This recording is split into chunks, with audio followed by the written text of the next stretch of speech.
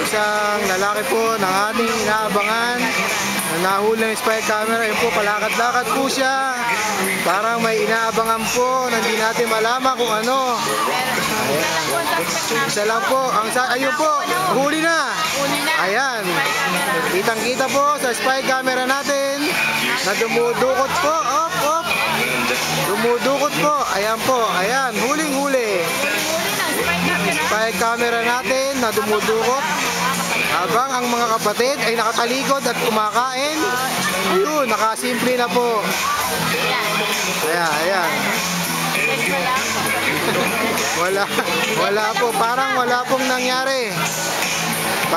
pong nangyari. Oh. Ito po ang ating report, ang modus operandi sa pagnanakaw ng taong.